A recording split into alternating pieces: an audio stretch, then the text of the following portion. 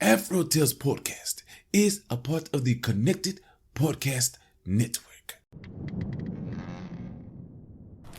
Chef. Yes, Glio. Don't you love how we get to share our stories and recipes? Yes, I enjoy it greatly. Do you know what makes it possible for everyone to hear us? Yes, Glio. Our voices, obviously. True, but it's also Anchor, a hosting platform that distributes the podcast to places like Spotify, Apple Podcasts, and others. Oh, yes. And isn't everything needed to make a podcast in one place? That's correct. And the best thing of all, Chef, it's free. Free, you say? Free. And all I had to do is download the Anchor app or go to anchor.fm to get started. So, you just had to download the Anchor app or go to anchor.fm to get started. Yep. Download the Anchor app or go to anchor.fm and do what we're doing now. Fantastic, Grio.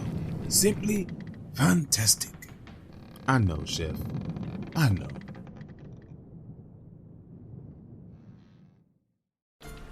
Ahoy, my friend, and welcome aboard the AfroTales Podcast, a ship that will carry us from location to location, exploring the tales that grew from the African diaspora in the Americas and the Caribbean. I am Amon Mazinga, your teller of yarns. As we head out, a particular yarn for each location will be spun.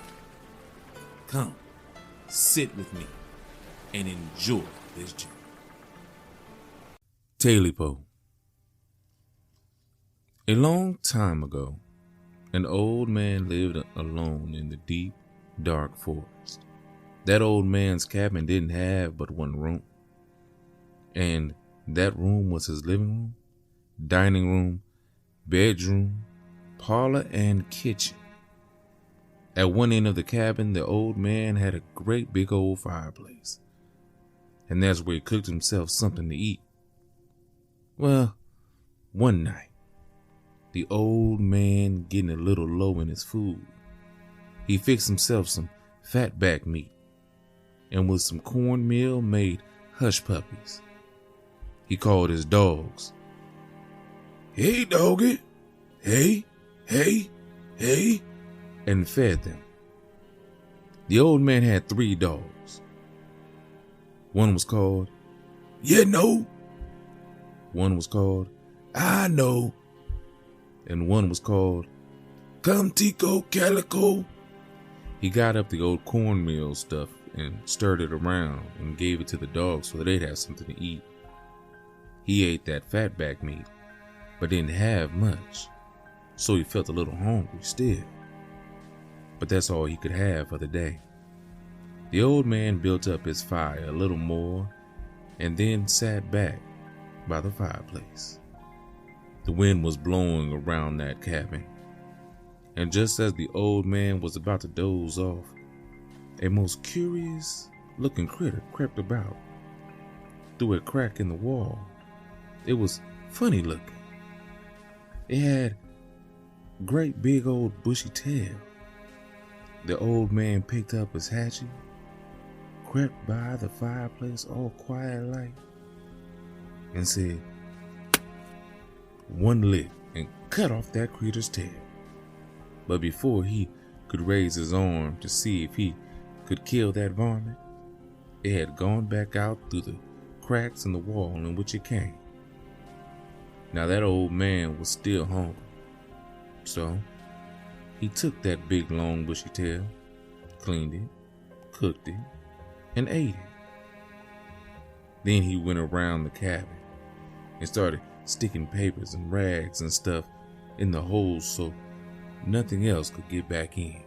Now, his stomach's all full and the cabin's all nice and warm with all the old holes filled in. The old man went to bed, and before he noticed, he was fast asleep.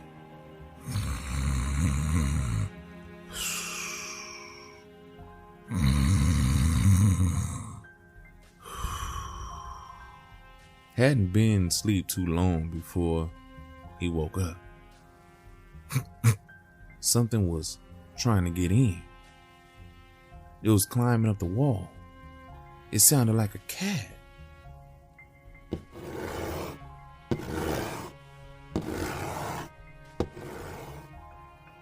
Who's there? He listened and heard a sort of keen, whiny voice say, Taily Po, Taily Po, I'm coming to get my Taily Po. Oh, that old man was scared. He was just shivering and shaking. Then he remembered his dogs. So he jumped out of bed and ran to the door and flung it open. He said, Hey, doggy. Hey, hey, hey. The dogs came filing out from under the porch, and their noses to the ground, and they chased that wild thing off into the forest. The old man, he went back in the house, got back in bed, and went back to sleep.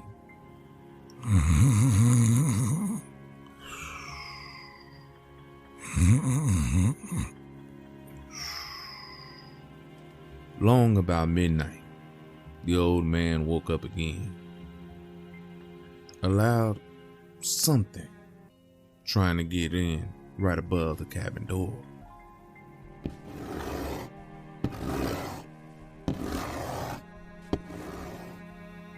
Who's there now?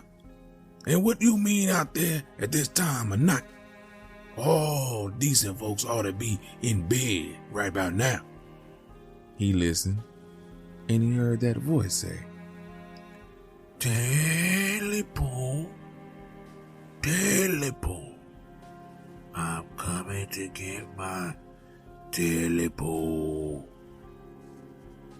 Now that old man, he was right scared and was trembling like never before. Now he was too scared to get out of bed, so he just lay there and called his dogs from his bed, saying, Hey, hey, doggy, hey, hey. The dogs bounding off the porch, and they caught up with that wild thing at the gate, tore that whole fence down trying to get at it too. Then they chased it way back through the forest, way down to the swamp. The old man now felt safe, so he went back to sleep.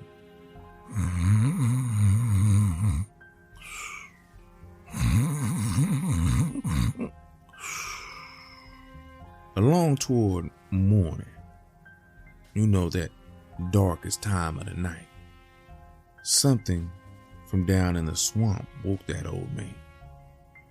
At first he thought it was the wind blowing, a little louder than usual, but he listened and he heard that voice say, Oh, you know, I want my Taily Po. I want my Taily Po. The old man told him, Leave me alone, and called the dogs again.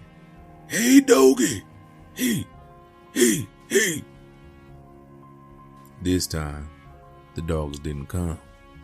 You know, I know. Tico Calico, hey, doggies. Still, no dog. Oh, the old man, he was terrified at this point. He was shaking out of the bed and tiptoed across the floor.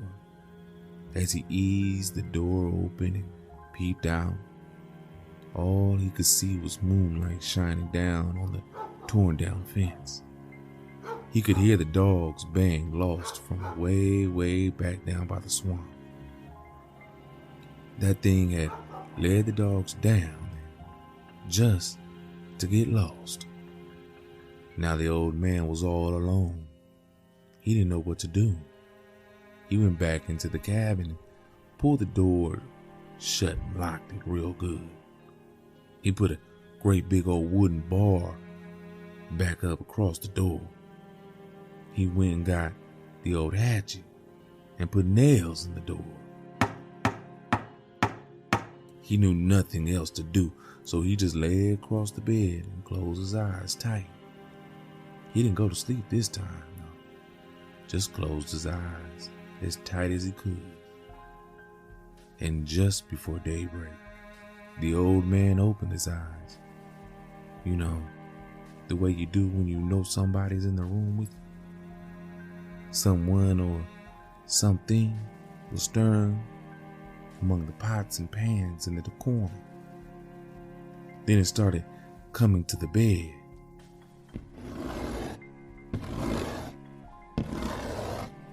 The old man picked up the cover and wrapped it around his head and shoulders real tight, and he started rocking back and forth. That thing started climbing up the cover at the foot of the bed.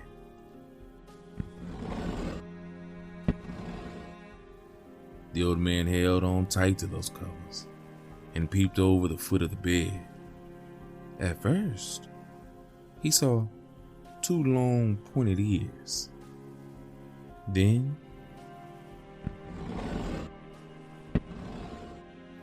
the thing climbed a little bit higher. The old man peeped again and saw 2 big, red, fiery eyes staring at him. He pulled the cover over his head.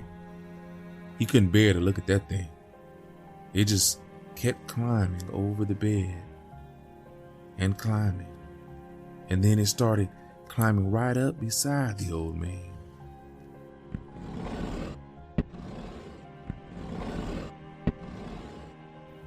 Then it got right beside the old man's head. It whispered in the old man's ear. You know, and I know, that I'm here for my Taily Po. Oh, that old man was scared. He tried to get his voice back.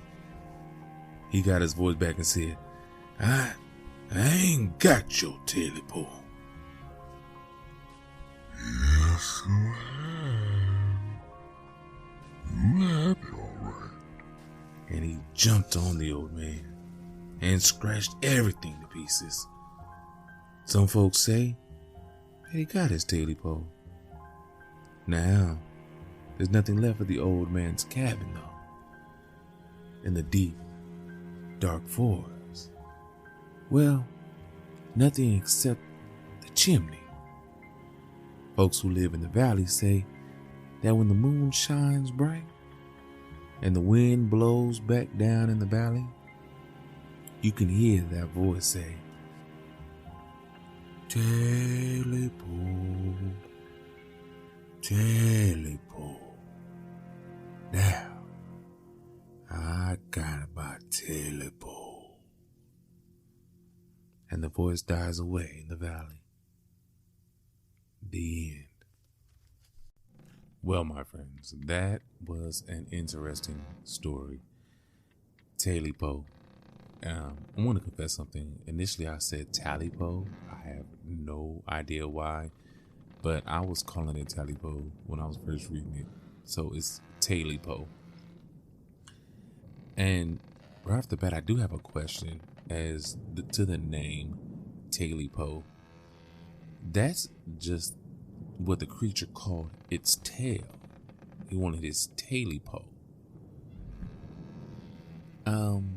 But what is the actual creature called?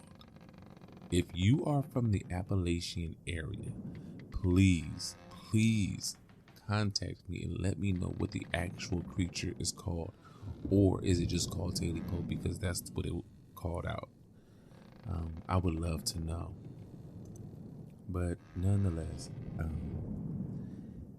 I guess the story is really trying to tell you, don't do things to other people or other creatures. I really feel like this is more of a tale about wildlife and about the creatures of the night and the creatures that live in the forest and in nature. if you don't know what it is, just don't go chopping at it. Just don't go attacking it, because it could be Taily Po. Don't do that. Don't go after stuff that isn't bothering you. He wasn't bothering the old man. Scared him, yeah, sure. And I understand we do things when we're hungry or scared or nervous or alone that we don't always do when we're, not feeling those things. So this, it was interesting, to say the least. The dogs were just lost, and it shows that this cryptid, this ghost, this demon, whatever it is intelligent, is very intelligent, and is no one to play with. You know what I'm saying? So if you run across the Taily Po, if you see a long-tailed creature of any sort, and they are out there, real and of course in lore, leave it alone. All right. That's all I really have for you today. It's not much, but definitely leave these creatures alone. Leave cryptids alone. Do not bother cryptids. Cryptids aren't bothering you. Do not bother them. All right.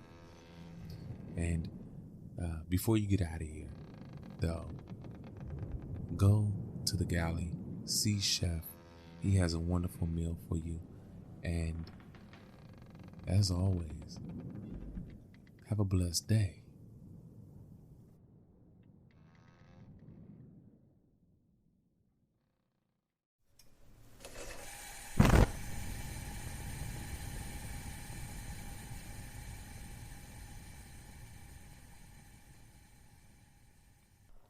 Welcome, my friends, to the Galley. Well, it seems as if Captain and Amon went to the forest. Hope they didn't bring us back anything wrong. Oh, no, I see here. Just venison. Yes, okay. So today, it looks as if we are making venison stew. Yes, I was nervous for a second. With today's story and all. Anyway, today, venison stew. What we will need to make this delicious dish. And before I get started, understand, if you do not have venison, beef will work just the same. Okay? Now, 1 pound of venison, dice with the sinew removed. That is a little silvery tissue membrane looking thing. You will want to remove that. Yes. 1 tablespoon of olive oil. 2.5 cups of diced potatoes. I left the skin on. You don't have to. About 3 or 4 medium potatoes will work. 2 cups of diced carrots. 1 cup diced celery. 1 large onion diced. Onions. Anyway, 2 garlic cloves minced. 2 teaspoons of herbes de Provence. Now, you can make your own, or you can find this. It may take a little hunting, but it is a very good herb combination. 1 teaspoon of salt. 3/4 teaspoon of black pepper. You will have need of 1 15-ounce can of diced tomatoes, or you can dice the tomatoes yourself. 4 cups of unsalted beef stock or venison stock if you have it. Oh, that would be great. And you'll also need 3 to 4 dashes of Worcestershire sauce. Now, how do we prepare this venison stew, this delicious meal? Now, first, make sure we dice the venison into bite-sized chunks. Being sure to remove, like I said, the silvery sinew tissue. Leaving it on only makes the meat tough. We don't want that. Then we will add the olive oil to a large pot or Dutch oven if you have it, and heat over a medium to high heat. Okay? When the oil is nice and hot, we will allow the venison to saute for 5 to 7 minutes, or until the edges start to brown just nicely. Then remove the venison from the pot and set that aside. It will still, believe it or not, cook. While it is cooling off, the meat will still cook. Turn the heat down to a medium and add the potatoes, the carrots, the celery, and the onion. Allow the vegetables to saute also for about 8 to 10 minutes, or until they begin to soften like we like it. Then we add the garlic, the herbes de Provence, the salt, the pepper, and cook for an additional minute before adding the tomatoes, the broth, and the Worcestershire sauce. Those must go in last, okay? Then, when all of this goodness is in there, then we add the venison back to the pot, stirring well and bringing the stew to a boil. Once the boil is reached, turn the heat to low, and then we do what is right for a stew. We let it simmer for 1 to 2 hours. That's the whole point. It is needing to stew. It is in the name. Or until the venison is nice and tender for you. Okay? Now, once this is completed, serve it hot. It is amazing with crusty bread. Oh, okay. Well, now, you go do what you do. Create this meal at home. Make it. Let me know how you do. Until I have another wonderful meal for you. Remember the story. I really hope there is no Taily Po in this venison. And, as always, enjoy.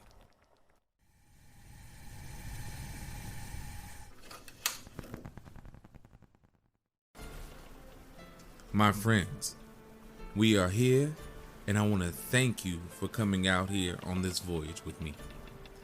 Thank you for doing what you do and giving me the time to get to this point. I want you to join me in thanking Art by Chalet. I want to also join me in thanking those who create the sound effects and music on freesound.org and Free Music Archive. I want you to share this journey with your family and friends, so that way they can be blessed just as you are. If you want to leave a comment or a review so others can learn about this voyage, please do so wherever you can. All other ways to support and contact me will be in the show notes. So please go there, check it out, and do what you do best and be you. Again, thank you. And until next time, have a blessed day.